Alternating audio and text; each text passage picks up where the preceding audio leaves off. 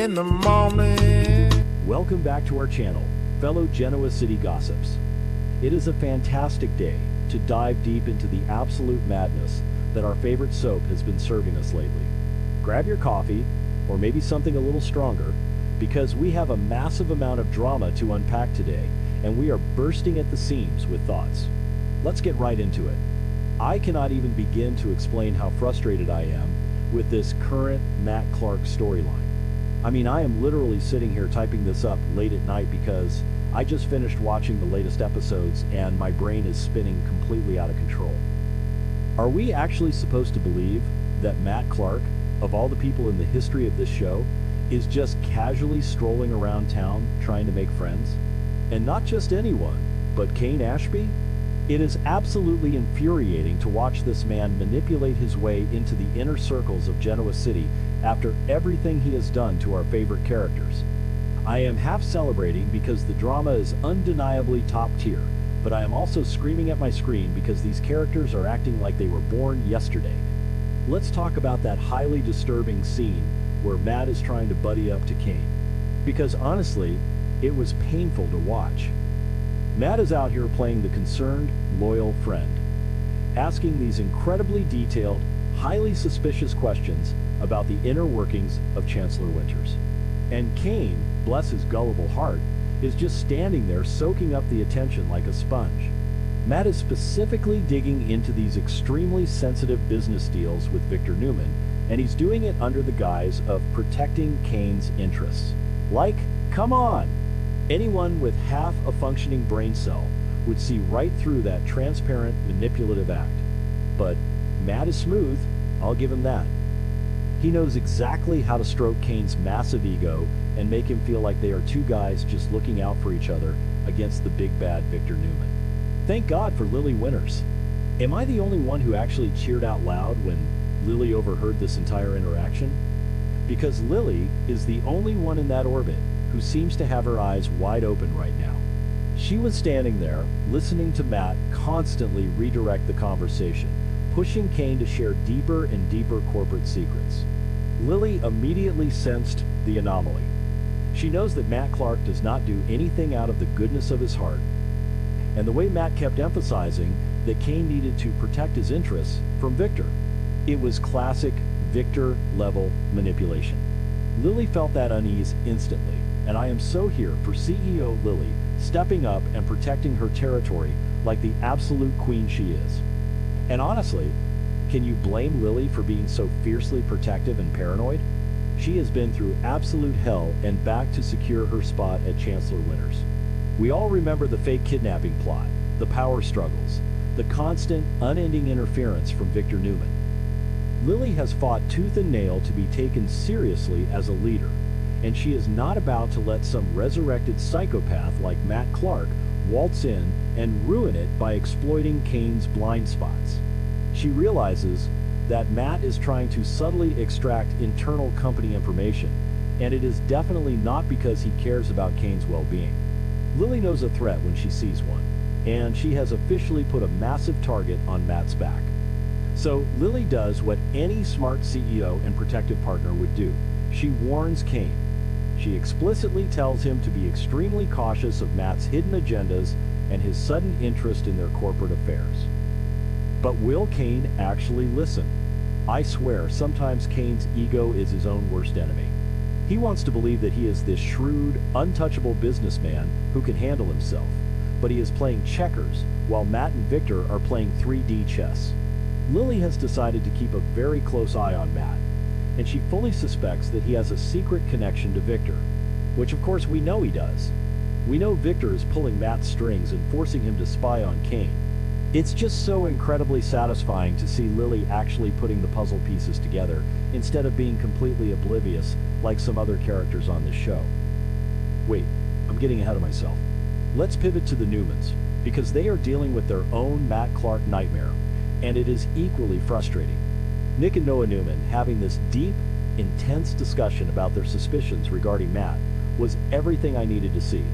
Nick has been through the absolute ringer with Matt. I mean, the history there is so dark, so twisted, and so deeply traumatic. Matt literally ripped out his own breathing tube to frame Nick years ago, not to mention the horrific, unspeakable things he did to Sharon. And now Matt is parading around town, trying to convince people he wants to prove he has changed? Are you kidding me? The absolute audacity of this man to think he can just erase decades of trauma with a, "my bad, I'm a new man now," routine is sickening. Nick is not buying it for a single second, and neither is Noah. Noah has stepped up so much lately, and seeing him fiercely protective of his family is fantastic character growth. Noah knows that Matt was faking his amnesia, or at least he knows that Matt is a master manipulator who cannot be trusted under any circumstances. They are discussing his every move, analyzing his behavior, and they are 100% right to be paranoid. Matt hopes to prove he's changed. But how do you prove you've changed when your entire core personality is built on deceit, violence, and revenge? Nick is looking at Matt and seeing the monster who terrorized his family, and I don't think Nick will ever let his guard down. Nor should he. But this is where the show is just completely losing its mind, and I am so torn on how to feel about it. Let's talk about Phyllis Summers. Phyllis and Matt. I'm sorry, but what is happening in the writer's room? We are hearing that Phyllis might actually agree to go on a date with Matt during the week of July 6 to 10. A date with Matt Clark. I have to laugh because it is so utterly absurd, but at the same time, the chemistry between Michelle Stafford and Roger Howarth is undeniably electric. Josh Griffith even said in that interview that they are a delicious new couple, and I hate to admit it, but I kinda see the vision. I know I shouldn't, but I do. React first, explain later. I can't believe Phyllis is falling for him. She knows exactly who he is. She knows he is a dangerous, manipulative criminal who has tortured the Newmans and left a trail of destruction in his wake. But you know what? Phyllis has always been drawn to the dark side. She has always been the outcast, the pariah, the woman who constantly has to prove herself to the judgmental elites of Genoa City. And in Matt, she sees someone who is exactly like her. Someone who is hated by the Newmans. Someone who is trying to carve out a space for himself in a town that wants him gone. It's this twisted, toxic kinship that is somehow blooming into genuine romance, and I am completely captivated by the train wreck. And let's look at the absolute hypocrisy here, because Phyllis is nothing if not a massive hypocrite. Remember how she absolutely despises Patty Williams? She goes off on these wild tangents about how Patty is a lunatic who kissed Summer with peanut butter lips, and she refuses to give Patty even an ounce of grace. But Matt Clark? The guy who traumatized Nick and Sharon for years? Oh, he gets a free pass because he tells Phyllis she's glowing. It is so perfectly in character for Phyllis to justify dating a monster simply because the monster treats her well. She was never the direct victim of Matt's worst crimes, so in her twisted mind, his slate is clean enough for a romantic dinner date at the GCAC. But the craziest part of all this is that Matt seems to be genuinely smitten with Phyllis. Like, he is actually falling for her. We've seen Matt be cold, calculating, and completely unhinged. But around Phyllis, he turns into this bizarrely charming, almost vulnerable guy. He didn't even get mad when she knocked him out and tied him up. He hopes to build a romantic future with her based on that undeniable connection they share. He is looking at Phyllis not just as a pawn in his game against Victor, but as a real, equal partner. It's making me question everything I know about Matt. Is he actually capable of love? Or is this just another incredibly deep, long con manipulation? I find myself contradicting my own theories every time they share a scene. Okay, back to the point. The intersection of these two storylines is what's going to blow Genoa City wide open in the coming weeks. On one side, you have Matt playing corporate spy for Victor, trying to manipulate Kane and being actively hunted by a highly suspicious Lily. On the other side, you have Matt playing the reformed, romantic, sweeping Phyllis Summers off her feet and infuriating Nick and Noah in the process. It is an absolute masterclass in soap opera chaos. If Lily exposes Matt's corporate espionage to the rest of the town, How is Phyllis going to react? Will Phyllis defend him? Or will she realize she's being played just like Cain is being played? I've been watching this show since 2015. And remember when they tried to redeem Victor after his worst crimes?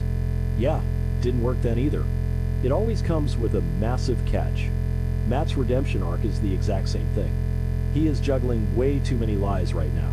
He's trying to be Victor's loyal soldier, Cain's fake best friend, Phyllis's new lover, and the Newmans' reformed enemy all at the exact same time. The House of Cards is going to collapse, and when it does, the explosion is going to be spectacular. I am dreading the moment Phyllis gets her heart broken again because she has been through enough, but I am absolutely here for Lily taking Matt down a peg and protecting Chancellor Winters.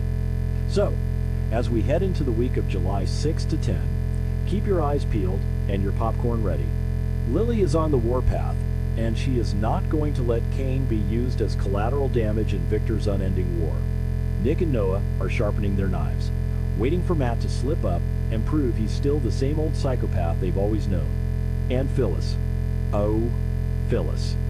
She is walking straight into a romantic minefield with a man who could destroy her newly rebuilt life. I know some people are loving this Matt and Phyllis pairing, and personally, I am enjoying the sheer unpredictability of it, but we all know it's going to end in tears. What do you guys think? Am I crazy for being this invested in this absolute mess? Let me know, because I need to share this with people who actually get it.